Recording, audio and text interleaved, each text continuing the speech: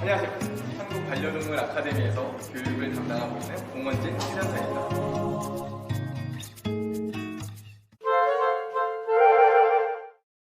이게 소녀의 집이거든요. 근데 굳이 네. 장난감을 가지고 와가지고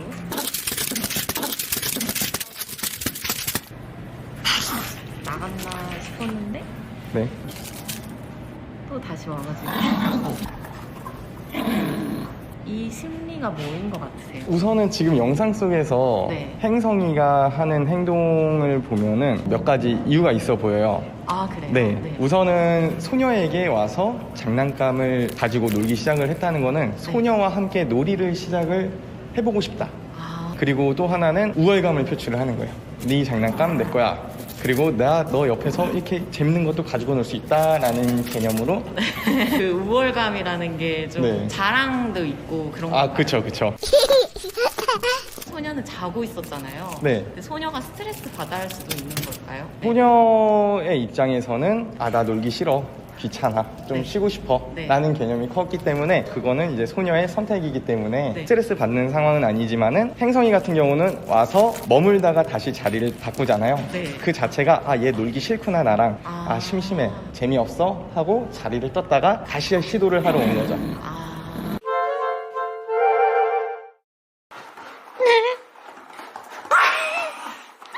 보이시죠?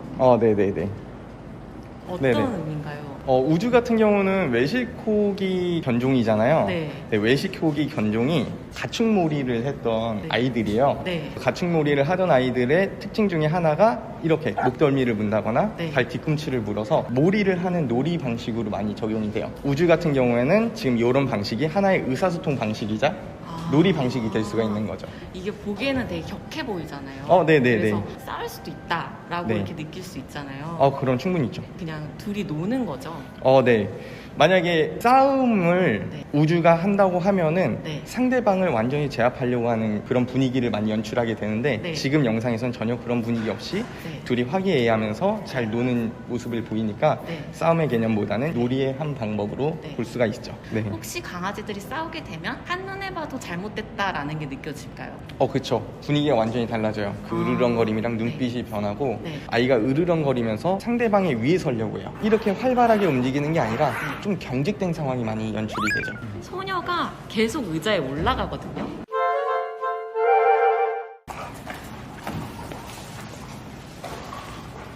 되게 많이 해본 솜씨 같지 않나요? 올라가는 너무 자연스러운데요? 네. 다리도 쭉 펴고 갔네요. 네. 근데 제가 컴퓨터에 앉아있는 시간이 되게 많아요. 네네. 그걸 옆에서 보면서 저처럼 따라하고 싶어서 그런 건지 모르겠는데 어릴 때부터 의자에 이렇게 올라가서 네. 자기도 사람처럼 앉아있더라고요.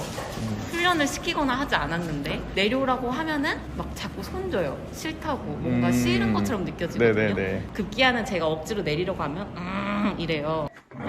근데 그거 무시하고 그냥 내려보내거든요. 훈련사님 봤을 때 뭐라고 생각하세요?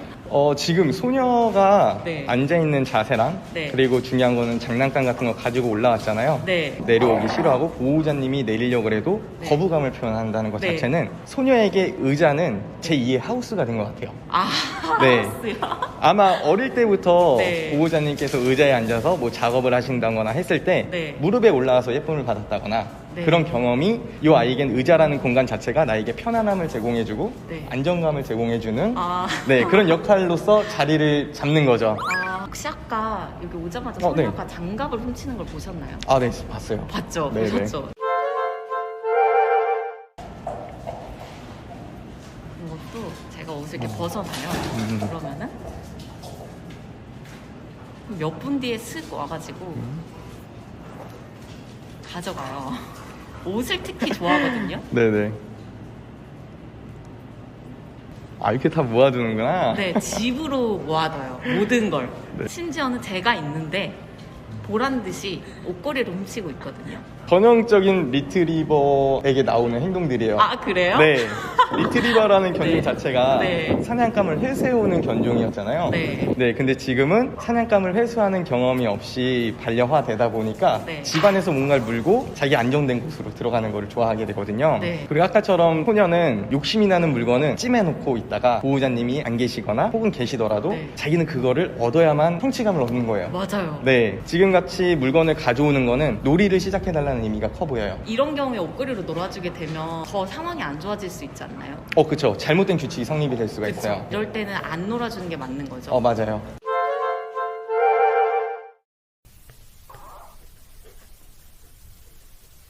요 부들부들 떠는 상황은 내가 앉아 기다리고 있는데 하고 싶은 게 더 큰 거예요. 그러니까 못 참는 거죠. 맞아요. 못 참지만 참는 거죠. 네.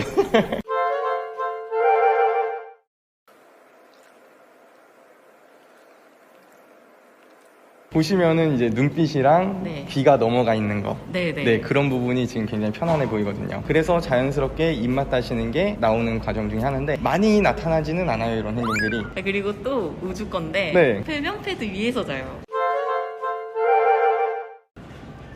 이렇게 자는 거예요? 네.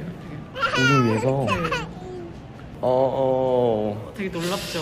보통 강아지들은 먹는 곳, 자는 곳, 싸는 곳이 구분이 돼 있어요. 네. 싸는 곳과 자는 곳을 구분 안 하게 된 아이들 같은 경우는 좁은 케이지에서 생활을 많이 했다던가 아니면 좁은 공간에서 묶여서 이제 지났다거나 그런 아이들에게 특히 많이 나타나는 행동인데, 왜냐면은 요런 아이들은 싸는 곳에서도 자고 자는 곳에서도 또 싸야 되잖아요. 네. 그게 습관이 되다 보니까 자신의 변 냄새가 나는 곳, 거기를 잠자리로 선택하는 경우가 많아지죠.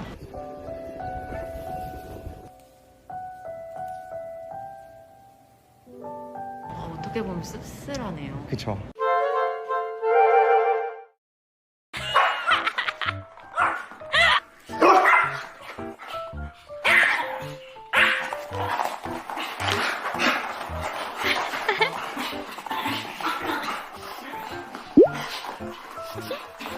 제가 봤을 때 소녀는 굉장히 매너가 좋은 아이 같아요.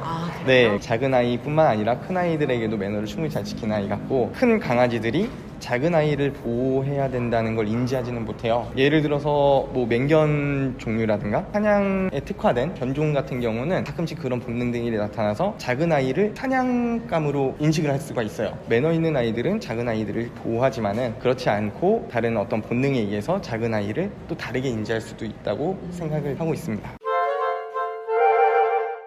훈련사님이 보시기에 누구 네. 서열이 가장 높아 보이시나요?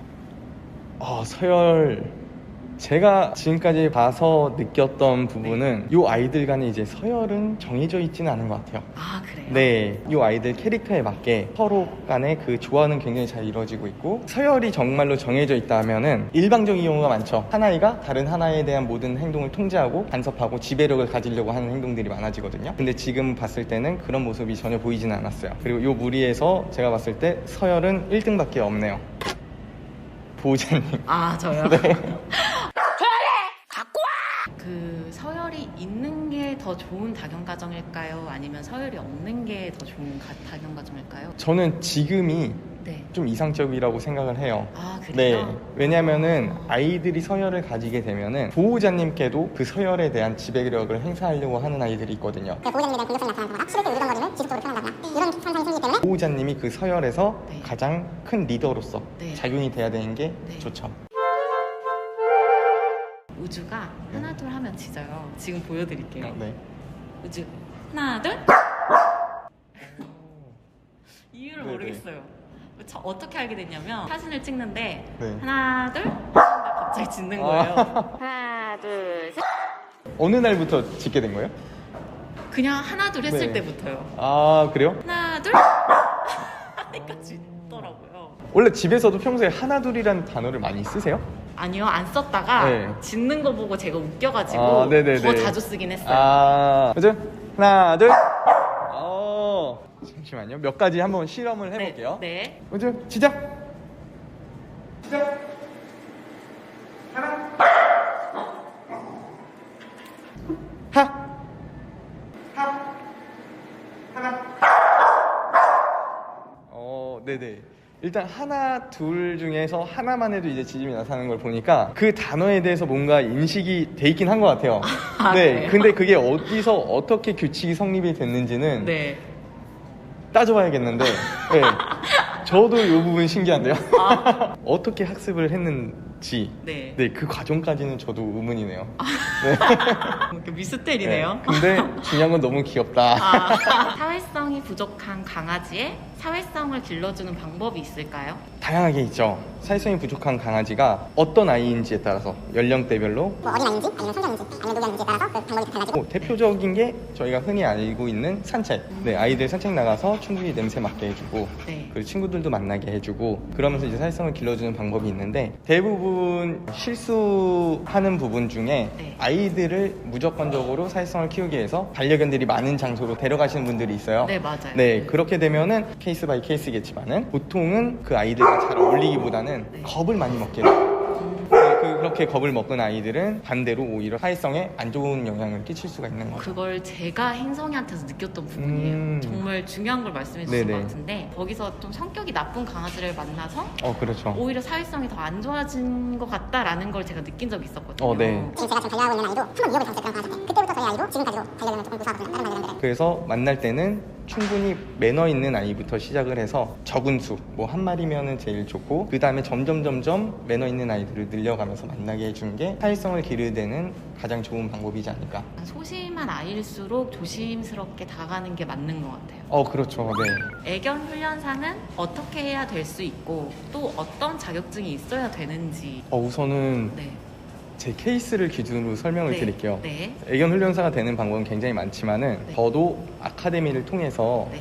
이제 자격증을 취득한 후에 네. 훈련사의 길을 걷다가 네. 지금은 아카데미에서 또 훈련사로서 교육을 진행을 하고 있어요. 네. 지금 이런 것처럼 아카데미와 같이 전문 교육기관을 통해서 정확한 그 교육 과정에 대한 커리큘럼에 대한 교육을 받고 네. 이론부터 실무에서 이제 필요한 실습까지 네. 그런 것들을 교육을 하면서 자격증을 취득을 한다면은 네. 아마 원하시는 전문 분야에 한 걸음 더 가까워질 수 있는데 도움이 되지 않을까 생각을 하고 있습니다.